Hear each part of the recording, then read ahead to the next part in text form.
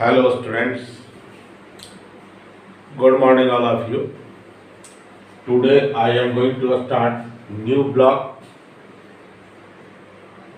LP1 bar graph. हमारा bar graph से related है.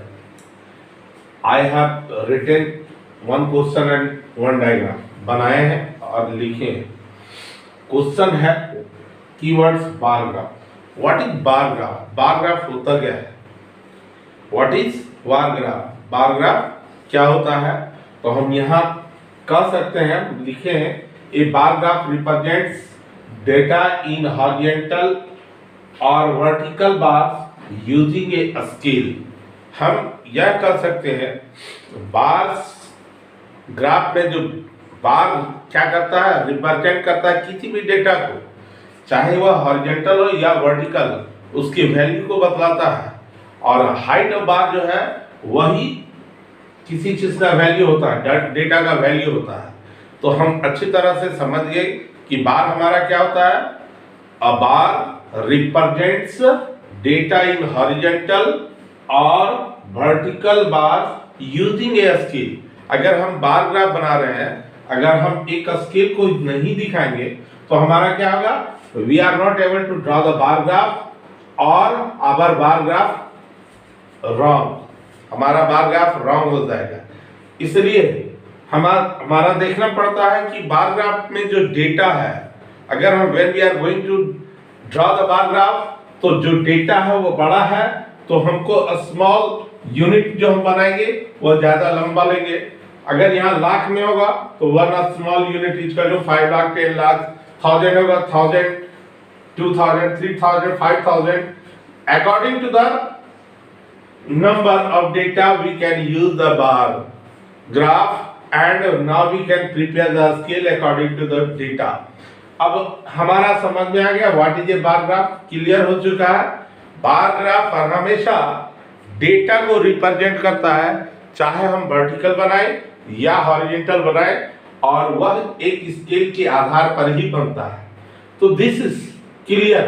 अब हम चलते हैं बार ग्राफ के बारे में. हो गया क्लियर.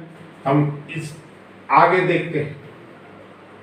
हमने यहां एक ड्राइंग बनाया है. ड्राइंग पहले से बना लेते हैं कि टाइम थोड़ा कम नहीं करेंगे, टाइम उसके आधार पर समझाने में ज्यादा होगा. तो that's why I have drawn here the bar.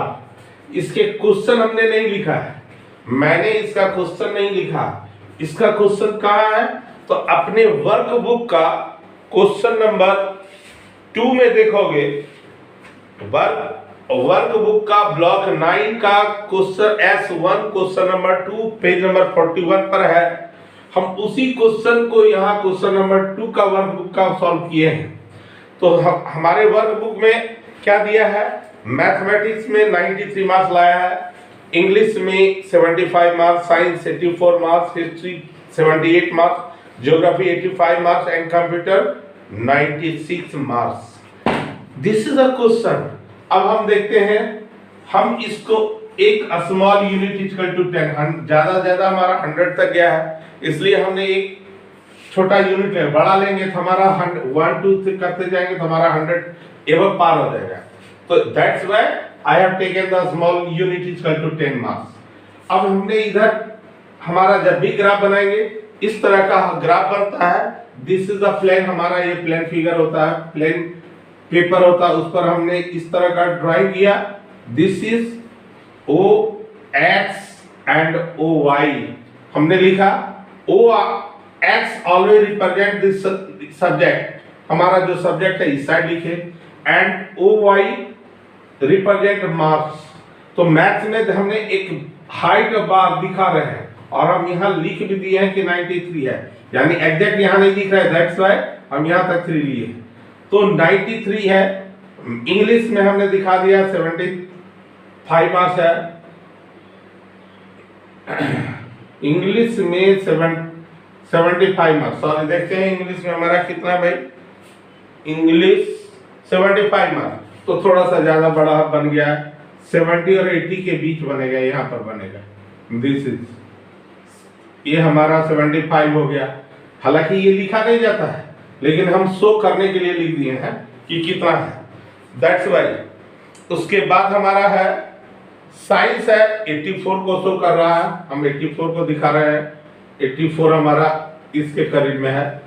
तो you can apply the scale, हम तो यहाँ रफ ड्राइंग किए हैं, you will have to apply the scale and draw the height of the bar straight. ये बार हमारा हर हमेशा स्ट्रेट होगा और the distance between the bar will be equal everywhere. यहाँ हमारा इक्वल नहीं है, हमने ऐसे बनाया है, तुम्हें स्केल का यूज करके डिस्टेंस इसके इक्वल देंगे, कोशिश करना है स्केल से एकदम एक्यूरेट मेजरमेंट और दोनों का डिस्टेंस जो है इक्वल देंगे।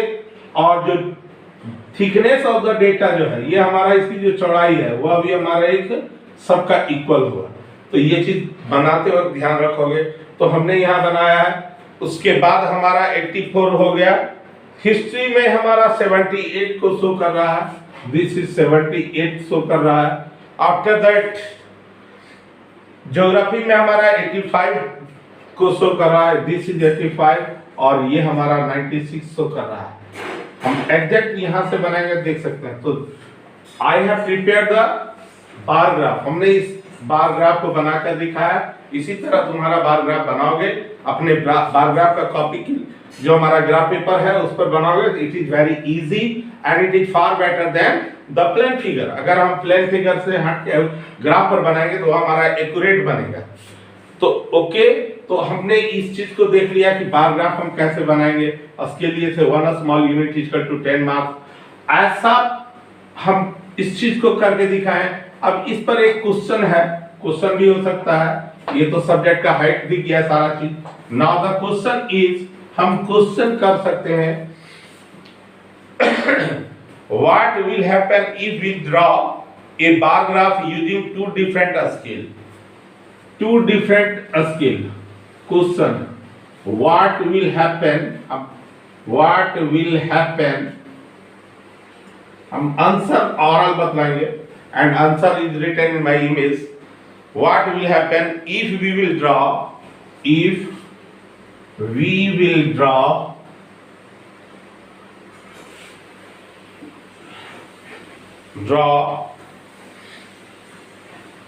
a bar graph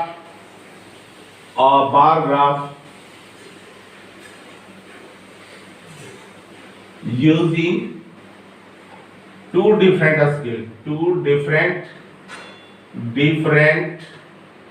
scale। हमारा यहाँ क्या कर रहा है, अगर हम दो डिफरेंट स्केल के द्वारा बार ग्राफ को बनाएंगे तो क्या होगा। तो यहाँ आंसर यही है, बतला दे रहे हैं।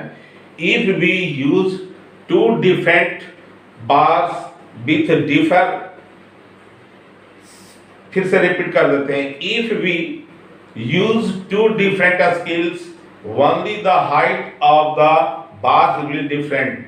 अगर हम दो स्केल डिफरेंट पर बनाते हैं, एक बार एक स्केल हमने एक स्मॉल लिया था, 1 स्मॉल इक्वल टू 10 यूनिट्स, और हम एक दूसरी बार ले लेंगे 1 small unit equal to 5 marks. यहाँ पहले लिए थे 10 मार्क्स, तो 10 मार्क्स का हाइट देखे थे, अब 5 मार्क्स लेंगे, हमारा हाइट बढ़ जाएगा।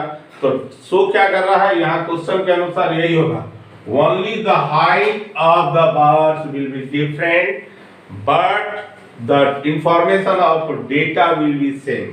हमारा ये नहीं है कि जो हमारा 93% था वो हमारा 100% हो जाएगा, नेवर। तो only height will be changed, but the height of the bar will be changed। अब इसीलिए है क्वेश्चन फिर से समझा, what will happen if we will draw a bar graph using two different scale। दो डिफरेंट स्केल का अगर हम बार लेते हैं तो there will be only changes in the height of the bar and information of the data interpretation will not change, they will be same। Data का हमारा information सारा सेम रहेगा, केवल हाइट का ही चेंजिंग होगा। तो यह हम बार बार रिपीट किए हैं। ये चीज है, I am not writing the answer, इसका आंसर मैंने कॉपी में लिख दिया है, इसका इमेज भेज देंगे।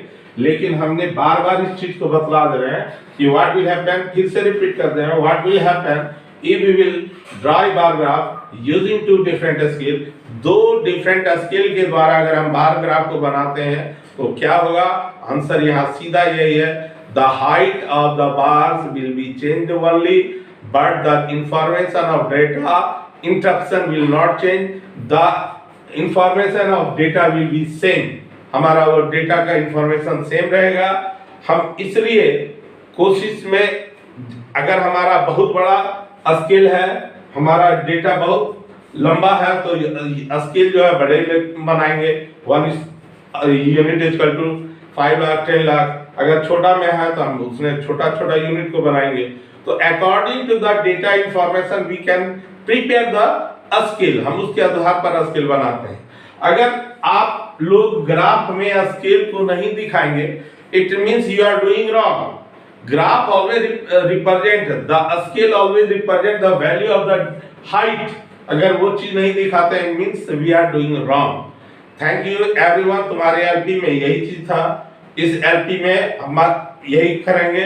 अब now I am giving the homework दे रहे हैं, SW do practice question answer set to 1 question number इसका बनाओगे 1, 2 and 3, बस 3 क्वेश्चन बनाओगे। एंड S1 ऑफ ब्लॉक 9 यही बनाओगे। इसका क्वेश्चन नंबर 4 को हम छोड़ देने के लिए बोल रहे हैं, क्योंकि 3 और 4 सेम एक ही जैसा है। Thank you. ब्लॉक 9 लिख दोगे। This is your homework. Thank you everyone again.